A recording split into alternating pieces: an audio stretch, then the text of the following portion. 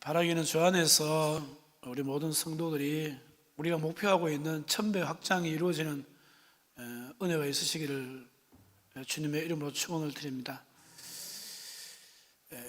잘 심으셔야 돼요. 여러분 진짜 보니까 신앙은 심는 거다. 심지 않고 거둘 수 있는 것은 아무것도 없어요. 심으셔야 돼요. 하나님 앞에 물질도 심어야 되고, 하나님 앞에 기도도 심어야 되고, 하나님 앞에 충성도 심어야 되고, 다 심으셔야 돼요. 심을 때 하나님께서 거두게 하시는 은혜가 있더라는 거죠. 그래서 심고 거두고 또 심고 거두고 이런 은혜가 계속되면 좋겠어요. 주보 광고는 나가지 않았습니다. 못 나갔습니다만은 12월 20일부터 23일까지 우리 왕의 재정에서 하는 재정 부흥회를 우리 교회에서 저녁 시간에만 아마 이렇게 할 예정입니다. 그 김미진 간사가 와서 재정에 대한 이런 말씀들을 나누게 돼요. 하루에 한 2시간 반 정도 아마 될 것 같은데, 그분 책을 제가 읽어봤는데 그분이 보니까 거의 한 50억 정도 빚을 지고 살다가 이 재정 훈련을 잘 받아가지고 보니까 금세 막 빚도 갚아버리고 하나님께서 역사하시는 것을 봅니다. 우리도 그런 은혜를 좀 받았으면 좋겠다.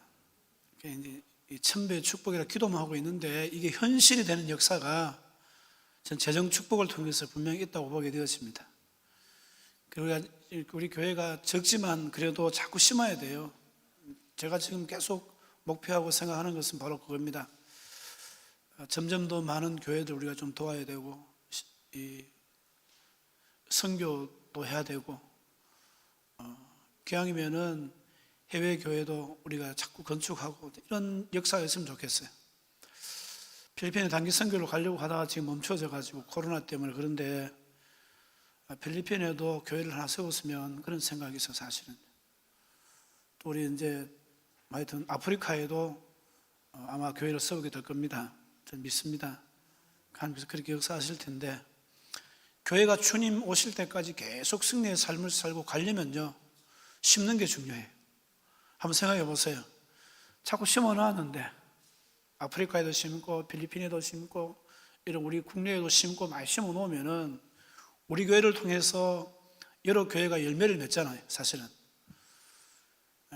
이걸 지원하기 위해서는 하나님께서 어떻게 일하셔야 되겠어요? 한번 생각해 보세요. 그 뻔한 이야기잖아요.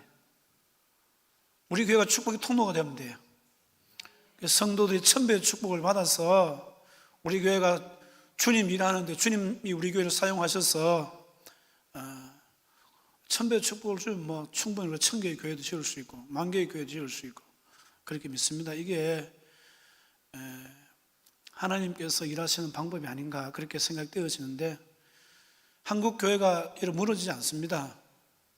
왜 그런가 하면은 23,000명 정도가 우리 한국교회에서 파송한 선교사들이 있는데 그 교회들이 다 무너져 보세요. 어떻게 되는가? 선교사님도 오고 갈 때도 없어지는 거예요. 축복의 원리는 저는 그렇다고 생각해요. 하나님의 일에 대해서 심어 놓으면 하나님께서 거두시기 위해서 누군가를 들어 쓰시는데, 오늘 누군가를 들어 쓰시는 그것이 바로 우리가 되기를 주님의 이름으로 축원을 드립니다. 여러분의 가정이 되게 하시고, 여러분 자녀들이 되게 하시고, 여러분의 기업이 되게 하시면 하나님께서 축복하지 않겠습니까? 영적으로 여러분 이걸 잘 이용하면은, 그 원리대로 살면은 반드시 천배의 축복도 이루어질 줄로 믿습니다. 우리가 아무리 여러분 해도 안 되지만 하나님께서 일하시면요, 그죠? 천배, 만배의 축복도 이룰 수 있는 거예요. 그게 하나님께서 일하시는 방법이잖아요. 그래서 그 일에 우리가 쓰임받도록 여러분 그렇게 역사해야 될 줄로 믿습니다. 오늘 본문의 말씀을 중심으로 해서 계속 승리의 삶을 살려면 이러한 제목으로 함께 은혜를 나누겠습니다. 이스라엘은 요단을 건넌 후에 이제 길갈에서 잘 아시다시피 할례를 향하잖아요. 우리식으로 하면 세례받은 거예요. 그리고 나서 제일 먼저 점령한 성이 어떤 성이죠? 어떤 성을 제일 먼저 점령했나요? 출애굽해서 요단강 건너서 제일 먼저 나오는 여리고 성을 점령했잖아요. 근데 여리고 성보다 훨씬 적은 성, 두 번째 전투, 아이성 전투에서는 이스라엘 군대가 져요. 그리고 보면은 36명의 사람들이 전쟁에서 죽고 쫓기고 실패하는 것을 보게 되어집니다. 왜 졌습니까? 진 이유가 뭐라고 이야기했습니까? 아간의 죄를 품고 해결하지 않고 그냥 진행했다는 거예요.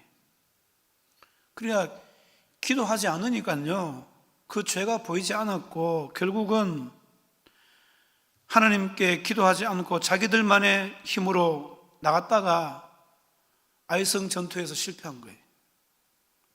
그러다가 하나님께서 깨닫게 해주셔서 그 죄 문제를 해결하고 하나님의 인도하심으로 아이성 전투에서 결국은 승리하게 되는 것을 보게 되어집니다.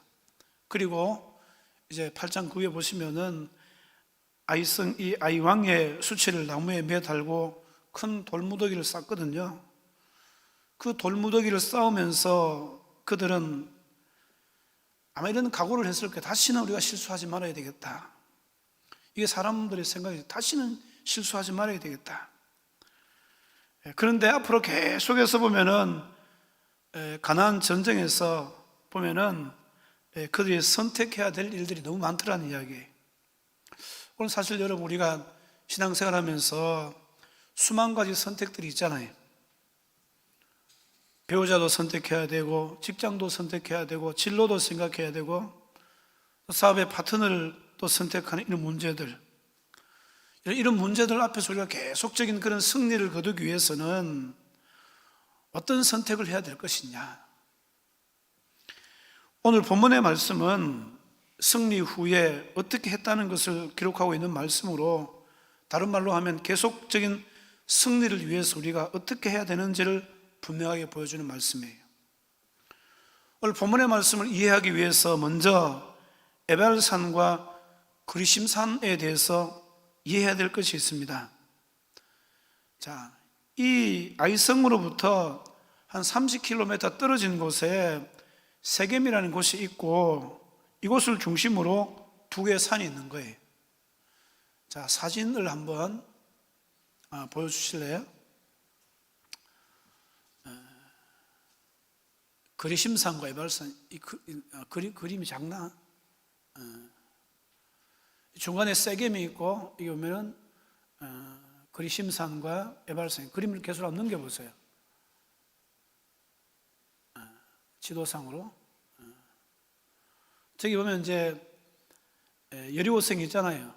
여리고성이 있고 아이성이 있고 그 요단강 동편에서 요단강 지나고 나서 바로 여리고가 있고 그 위에 이제 아이성이 있고 그 위에 보면 이제 세겜에 에발산과 그리심산이 있다는 거예요. 자, 다음 또 넘겨서 그림을 좀 크게 해서 이게 모습이에요. 지금의 모습 다시 넘겨보고 완전한 지금의 모습이죠. 그리심산, 에발산, 저 중간에가 이제 사마리아로 올라가는 길이고요. 또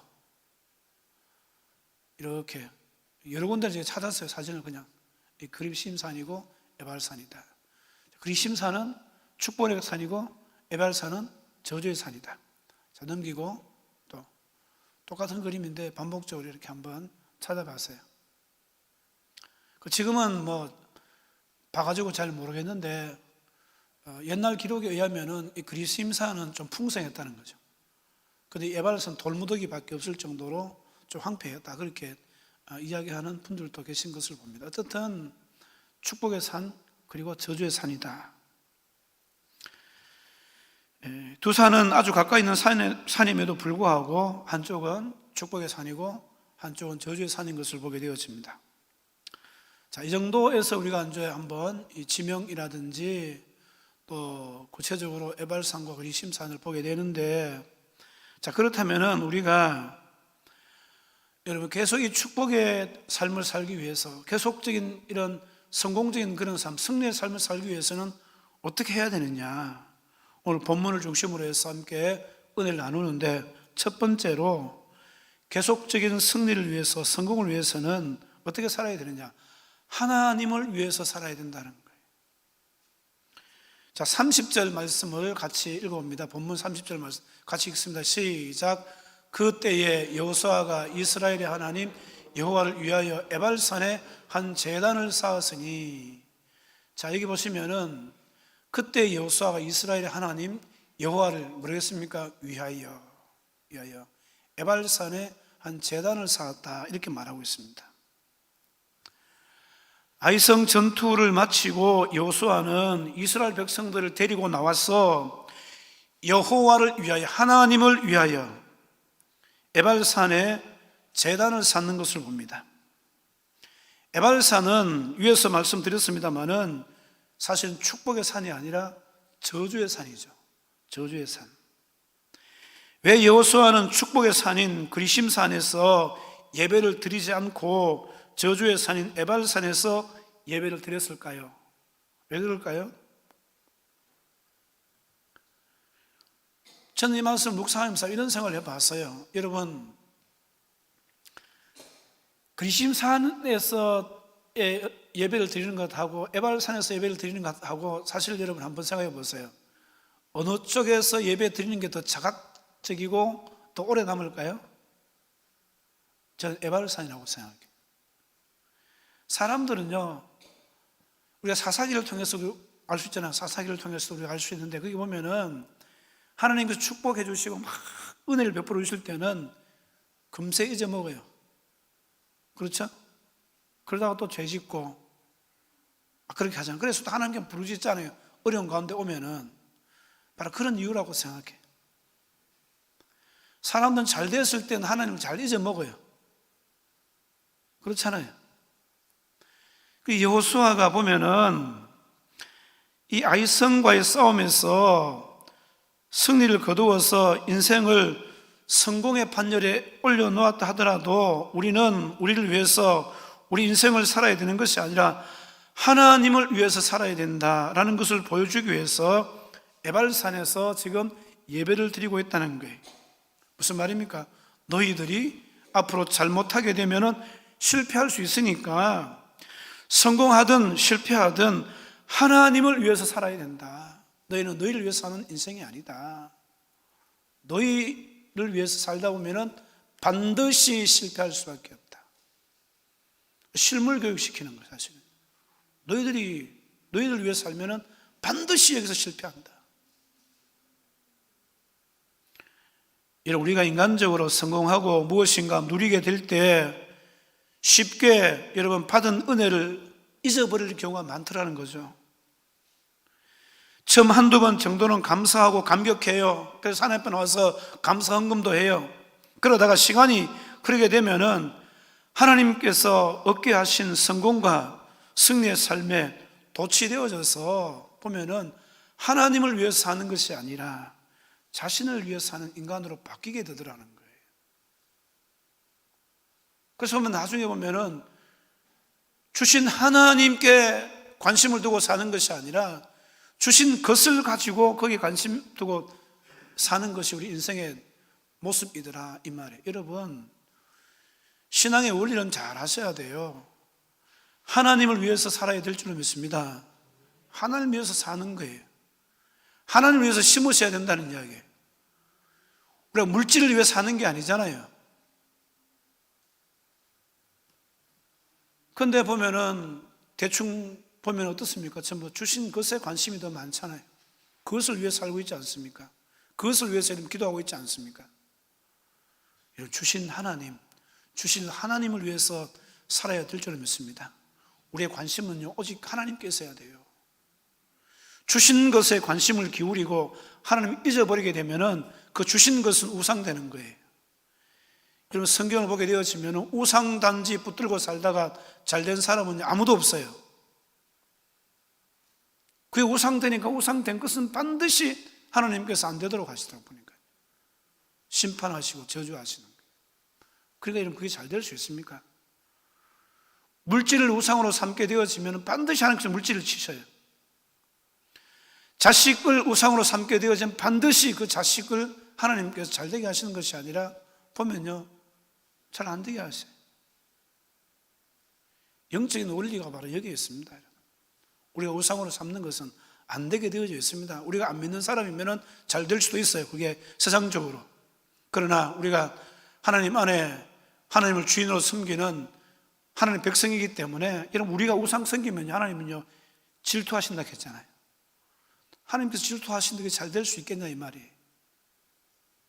그러니까 여러분, 우리는 나를 위해서 사는 것이 아니라, 또 주신 것을 위해서 사는 것이 아니라, 그 주신 하나님을 위해서, 나를 있게 하신 하나님을 위해서 살아갈 수 있는 그런 성도가 되실 수 있기를 주님의 이름으로 축원을 드립니다. 혹시 우리가 아직까지도 자신을 위해 사는 삶이라면 하나님을 위한 삶으로 바꾸셔야 돼요. 이게 진짜 복을 받을 수 있는 비결입니다. 이스라엘 백성들처럼 여호수아가 에발산에서 예배를 드린 것처럼 나 같은 죄인 살려주신 그 은혜에 놀라와 그 주님의 은혜에 감사하면서 그 찬송을 부리며 에발산에서 예배 드릴 수밖에 없는 우리 드림을 여러분 주님 앞에 고백하면서 날마다 그게 자극을 받고 하는 우리가 하나님 은혜로 사는 겁니다. 하나님이 하나님을 위해서 살겠습니다. 사나 죽으나 나는 주의 것입니다. 주를 위해 살겠다고 주님 앞에 그렇게 고백하며 믿음으로 나가야 된다는 거예요. 이 에발산에 자기 자신을 세워두고요, 나는 아무것도 할 수 없는 그런 인간입니다. 나는 축복의 그리심산에서 예배 드릴 자격이 없는 사람입니다. 그러면서 더 깊이 하나님께로 나아갈 때 하나님께서 우리에게 은혜를 베풀어 주시는 거예요. 여호수아는 하나님을 위해서 단을 쌓았습니다. 단을 쌓으세요. 하나님 앞에 나아갔다는 이야기예요. 오늘 여러분, 우리도 여호수아처럼 하나님을 위해서 날마다 이 제단을 쌓을 수 있는 그런 성도가 되실 수 있기를 주님의 이름으로 축원을 드립니다. 승리할수록 어떻게 하셔야 됩니까? 자기 영광에 도취되어서 사는 것이 아니라 전적으로 하나님께서 이기게 해주셨다, 오늘 나를 있게 하신 분이 바로 하나님이다, 이런 심정을 가지고 주님 앞에 나갈 수 있어야 된다는 거예요. 우리 뭔가 좀 되면 내가 된 줄로 알고, 그죠? 그렇게 살아갈 때가 너무 많잖아요. 선 줄로 알거든 넘어질까 조심하라, 그렇게 말씀하고 있어요. 하나님께서 우리에게 은혜를 주시고 복을 주셨을 때 더 자신을 여러분 돌아봐야 돼. 그리고 내가 하나님을 위해서 사는 존재임을 망각하지 말고 잊어버리지 말고 계속해서 하나님을 위해서 살 때 계속적인 축복이 부어진다는 것을 믿을 수 있기를 주님의 이름으로 축원을 드립니다. 두 번째는 계속적인 승리를 거두기 위해서 주님이 원하시는 헌신의 삶을 살아야 된다는 거예요. 자, 31절 말씀을 같이 한번 읽어봅니다. 31절 시작. 이는 여호와의 종 모세가 이스라엘 자손에게 명령한 것과 모세의 율법책에 기록된 대로 쇠 연장으로 다듬지 아니한 새 돌로 만든 제단이라. 무리가 여호와께 번제물과 화목 제물을 그 위에 드렸으며. 여호와의 종 모세가 이스라엘 자손에게 명령한 것과 모세의 율법책에 기록된 대로, 무슨 말씀이죠? 여호수아는 자기의 생각대로 진행한 것이 아니라 하나님의 말씀대로 지금 진행하고 있다는 거예요. 여호수아는 주님이 원하시는 헌신의 삶을 통해서 영적인 리더십을 지금 발휘하고 있는 것입니다. 여호수아의 영성이 어디에서 나옵니까? 하나님의 말씀을 지키는 데서 나온다는 거예요. 오늘 여러분, 우리가 말씀 공부를 자꾸 하셔야 돼요. 더 깊이 여러분 성경 공부하고 읽고 묵상하고, 이 하나님 말씀에서 영성이 나오는 거예요.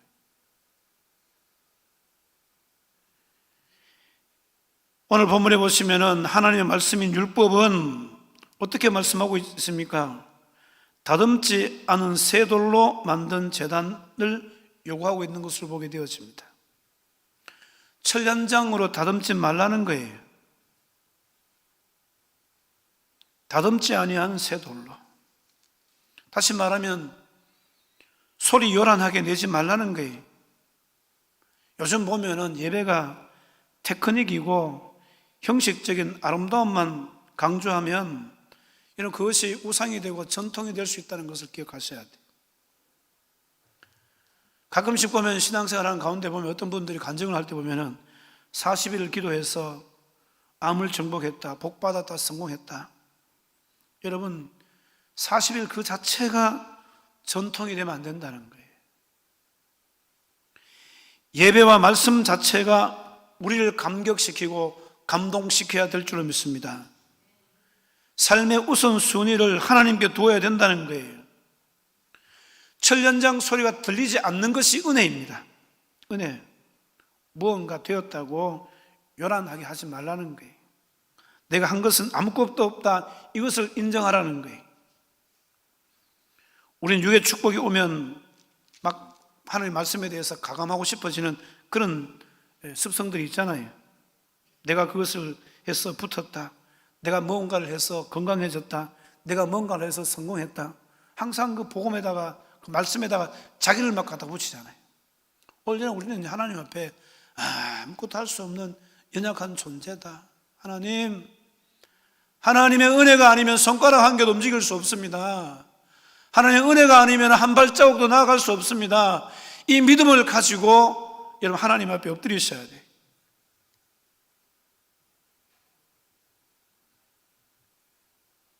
내가 성경 읽었다고 자랑하면 안 되고 그 성경이 여러분 나를 읽고 지나가야 되는 거예요. 무슨 말씀인지 여러분 이해가십니까? 내가 이만큼 읽었으니까 100번 성경 읽었으니까 이런 축복을 달라고 그래야만 안 된다는 이야기예요. 거기서 내가 살아나면 안 돼요. 오늘 아침에도 말씀드렸지만 나는 죽어야 돼요. 계속 나는 죽어야 돼요. 그 말씀이 나를 훑고 지나가도록, 그래서 거기서 발견되어지는 말씀과 상관없는 삶을 살았던 모든 것에 대해서 회개하면서 그렇습니다 하나님, 나는 죄인에 불과합니다. 아무것도 하나님 은혜가 아니면 살 수 없는 죄인에 불과합니다. 그러면서 하나님을 의지하고 믿음으로 하나님 앞에 엎드려질 때 여러분 하나님께서 역사하지 않겠습니까? 그 말씀이 나를 막 훑고 지나가야 돼요. 철연장으로 하나님의 말씀을 재단하지 말고, 가끔씩 보면은 막 그렇잖아요. 하나님의 말씀을 재단해가지고 내가 필요한 것은 받아들이고 내가 필요하지 않는 것은, 내게 필요하지 않는 것은 막 밀어내고, 이거 신앙생활 아닙니다. 내가 좀 불리하더라도, 내가 유리하지 않더라도 하나님의 말씀이 나를 이끌어 가니까 거기에 순종하는 거예요. 말씀이 가자는 데까지 가야 된다는 거예요. 그러니까 우리의 습성들은 계속 보면 그래요. 자기가 하는 말씀이 위에 있어요. 절대로 하는 말씀을 재단하거나 가감하면 안 된다는 거예요. 왜냐하면 하는 말씀이 가고자 하는 데까지 가셔야 계속적인 성공을 이룰 수 있습니다. 내가 가려고 하시면 안 돼요. 내가 앞서서도 안 되고 내가 뒤쳐져서도 안 돼요. 그냥 그 말씀을 따라가시면 되는 거예요. 그래서 그 말씀을 따라 주님이 원하시는 삶이라면은 자기 자신을 던질 수 있는, 헌신할 수 있는 그런 삶이 되어질 때 하나님께서 계속적인 성공의 삶을 살 수 있도록 축복하시는 줄로 믿으시기를 주님의 이름으로 축원을 드립니다. 세 번째는, 그럼에도 불구하고 우리는 에발산이 아니라 그리심산에 서야 된다는 것을 말씀하고 있어요. 33절 말씀 같이 한번 읽어봅니다. 33절 같이 읽습니다. 시작. 온 이스라엘과 그 장로들과 관리들과 재판장 본토인들 뿐만 아니라 이방인까지 여호와의 언약궤를 맨 레위 사람 제사장들 앞에서 궤의 좌우에 서되 절반은 그리심산 앞에 절반은 에발산 앞에 섰으니 이는 전에 여호와의 종 모세가 이스라엘 백성에게 축복하라고 명령한 대로 함이라. 에발산과 그리심산은 아까도 봤다시피 세겜이라는 이 땅을 에서 이제 계곡을 사이에 두고 보면 이렇게 붙어 있는 산이, 그러므로 언약궤를 맨 레위 제사장들은 가운데 서고 양쪽으로 이스라엘 지파들이 나누어서 서라고 말씀하고 있습니다. 이스라엘의 지파 수가 12지파이므로 6개의 지파씩 나누어 서면 된다는 거예요. 그런데 이 두 산에 나누어 선 지파를 보면은 여러분 생각이 달라져요. 이 두 산의 각각의 지파를 살펴보려고 하면은 신명기 27장에 가보면 돼요. 신명기 27장 12절과 13절 보면은 에발산에 어떤 지파가 섰고 그리심산에 어떤 지파가 섰는가 나와요. 자, 같이 한번 12절 13절 같이 읽습니다. 시작. 너희가 요단을 건넌 후에 시므온과 레위와 유다와 이사갈과 요셉과 베냐민은 백성을 축복하기 위하여 그리심산에 서고 르벤과 갓과 아셀과 스불론과 단과 납달리는 저주하기 위하여 에발산에 서고. 저거 이제 오해하지 말아야 될 게 뭐냐면은 그냥 뭐 저주의 산에 섰다고 이제 지파가 다 저주받을 지파다 그렇게 생각하시면 안 돼요. 교훈적으로 주님께서 그리심산과 에발산에 서게 하셔서 축복하게 하고 저주하게 하는 거예요. 자, 그런데 보세요. 축복의 산에는 제사와 예배를 담당한 레위 지파가 포함되어 있는 것을 봅니다. 그리고 여기 보시면은 다윗 왕과 예수님이 태어나게 되는 무슨 지파? 유다 지파도 포함되어 있습니다. 성경에서 의로운 사람이라고 하나님의 특별한 사랑을 받았던 요셉의 지파들도 있다는 거예요. 그러나 저주의 산에는 르벤과 갓 같은 사람이 포함되어 있습니다. 르벤과 갓은 처음부터 가나안 점령에 대해서 빠지려고 했던 그런 지파였어요. 그들은 이미 요단강 동편에 산업과 기업을 만들어 놓았습니다. 자신들의 아내와 자식들도 모두 요단 동편에 남아 있습니다. 그들은 빨리 가나안에서 전투가 끝나기를 지금 기다리고 있다는 거예요. 왜 빨리 전투가 끝나기를 바라는 거예요? 빨리 자기들의 집으로 돌아가고 싶기 때문에 그래요. 여러분 신앙생활은 빨리 자기 집으로 돌아가려고 하면 안 돼요. 우리의 영적인 여러분 좌소가 어디가 되어져야 됩니까? 교회. 우리의 영적인 좌소가 어디가 되어져야 됩니까? 예수 그리스도. 우리의 영적인 좌소가 어디가 되어져야 됩니까? 영원한 천국. 여기에 우리의 영적인 좌소가 되어져야 돼요. 자꾸 세상으로 가려고 하고 집으로 가려고 그렇다고 해서 교회에 머물라는 이야기 아닙니다. 그 의미를 좀 아시죠?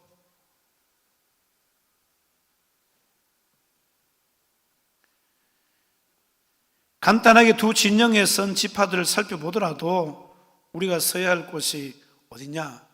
축복의 산, 그리심산이라는 것을 우리가 알 수 있습니다. 여러분 지금 우리가 살고 있는 이 세상은요 그렇잖아요. 천국과 지옥, 구원과 심판, 선과 악, 뜨거움과 차가움 두 진영으로 나누어져 있는 것을 보게 되어집니다. 어느 한쪽을 선택하느냐 이 문제예요. 이것도 아니고 저것도 아닌 사람들이 있습니다. 이런 사람들을 가르쳐 우리는 회색 분자다 그렇게 이야기하잖아요. 마치 라오디게아 교회처럼 미지근한 그런 사람들, 회색 분자 또는 박쥐에 비유하죠. 박쥐. 하나님은 이 땅을 우리가 사는 동안에 우리가 확실하게 한 진영을 선택해서 살기를 바라신다는 거예요. 하나님을 선택하든지 마귀를 선택하든지 천국을 선택하든지 심판을 선택해서 지옥을 선택하든지 구원을 선택하든지 여러분 심판을 선택할지 한번 잘 생각해 보세요. 교회를 선택하든지 세상을 선택하든지 분명 한쪽을 선택해서 믿음으로 살기를 바라고 있습니다. 자, 여러분의 선택은 어디가 되셔야 돼요? 그리심산입니까? 에발산입니까? 우리 모두가 축복의 산인 그리심산을 선택할 수 있기를 주님의 이름으로 축원드립니다. 그 축복의 산은 우리가 감당해야 될 사명이 있는 산이에요. 그러므로 더욱 복이 있는 산입니다. 우리의 성공은 바로 저주의 산에 서 있는 것이 아니라 축복의 산에 서는 것임을 여러분 기억하셔야 돼요. 우리의 성공은 세상에 서는 것이 아니라 교회에 서는 것인 줄로 여러분 기억하셔야 돼요. 그래서 여러분, 내가 어느 곳에 서 있어야 되느냐, 나의 영적인 좌소가 어디가 되어져야 되느냐 늘 생각하면서 하셔야 돼요. 그래서 지금 내가 어느 쪽에 서 있는가, 어느 쪽에 서 있는가 여러분 한번 살펴보세요. 내가 지금 마음을 두고 있는 곳이 어디냐? 물질이냐? 하나님이냐? 세상이냐? 교회냐? 가만히 한번 살펴보시길 바랍니다. 그래서 만약에 하나님께서 원하시는 영적인 좌소가 아니라면 어떻게 하셔야 돼요? 회개하고 예수 그리스도의 보혈의 은혜를 힘입어서 돌아서셔야 돼요. 주님이 원하신 영적인 자리, 영적인 좌소에 설 수 있는 그런 성도가 될 수 있기를 주님의 이름으로 축원을 드립니다. 근데 많은 사람들이 보면은 마음을 다 세상에 빼앗기고 살잖아요. 다 빼앗기고 사는 거예요. 그래서 자기의 원래 영적인 좌소가 어딘지를 잘 모르는 거예요.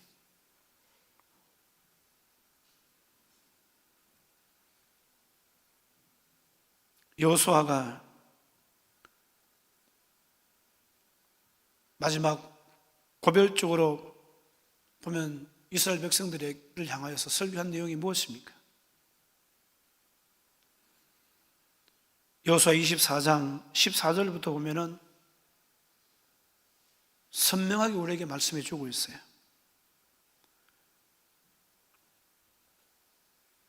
(14절) 15절 말씀, 여호수아 24장 14절 15절 말씀 같이 한번 읽어보십니다. 시작.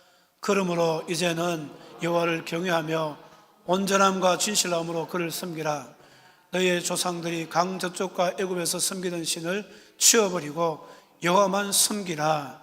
만일 여호와를 섬기는 것이 너희에게 좋지 않게 보이거든 너희 조상들이 강 저쪽에서 섬기던 신들이든지 또는 너희가 거주하는 땅에 있는 아모리 족속의 신들이든지 너희가 섬길 자를 오늘 택하라. 오직 나와 내 집은 여호와를 섬기겠노라. 뭘 선택하라는 이야기예요? 누구를 섬겨야 된다는 말씀입니까? 우리가 어디서 있어야 된다는 이야기입니까? 이게 답이에요. 우리 신앙생활 답이에요. 우리 모든 삶의 순간순간을 여러분 하나님을 선택하고 우리 영적인 자소를 하나님께 둠으로 말미암아서 계속적인 그런 성공의 삶을 살아갈 수 있는 믿음의 성도들이 되실 수 있기를 주님의 이름으로 축원을 드립니다. 세상을 살다 보면요, 사실 이 싸움이에요. 내가 어느 쪽에 서느냐, 이 싸움이라니까요. 내가 죄 짓는 쪽에 서느냐, 반대 쪽에 서느냐, 내 구원의 자리에 서느냐, 반대 자리에 서느냐, 이 문제 사실은 보면요, 그게 우리가 왔다 갈 때가 많잖아요. 영적으로 게을러서 또는 죄에 대한 분별력이 없어서 왔다 갈 때가 많잖아요. 주님 분명하게 여러분 우리가 주님 편에 서기를 원하십니다. 여호와를 위해 살기를 원하십니다.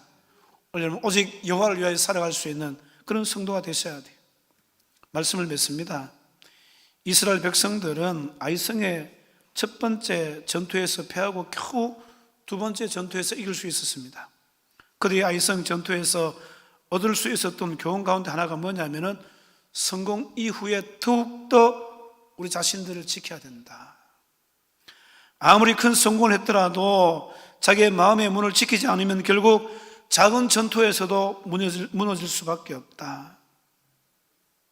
잠언 4장 23절에 모든 지킬 만한 것 중에 더욱 내 마음을 지키라.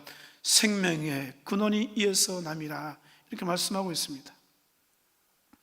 이스라엘의 성공은 잘 다듬어진 제단이 아니라 있는 모습 그대로의 새 돌이었습니다. 하나님은 있는 모습 그대로의 우리의 모습을 더 원하신다는 것을 잊지 말아야 됩니다. 하나님 앞에 설 때 가면을 벗고 있는 모습 그대로 설 수 있는 사람만이 성공한 사람이다.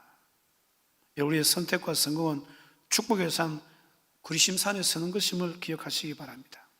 그것은 바로 세상이 아니라 교회에 서는 것을 말하고 우리의 영적인 자소가 늘 하나님께 있는 것을 의미하고 있습니다. 사랑하는 성도 여러분, 지금 여러분 축복의 산에 서 있습니까? 아니면은 지옥의 문에 서 있습니까? 우리 모두가 축복의 산에 서서 주님 앞에 아름답게 살아가면서 믿음으로 승리할 수 있는 그런 성도의 삶이 될 수 있기를 주님의 이름으로 축원을 드립니다. 기도하겠습니다. 사랑과 은혜가 풍성하신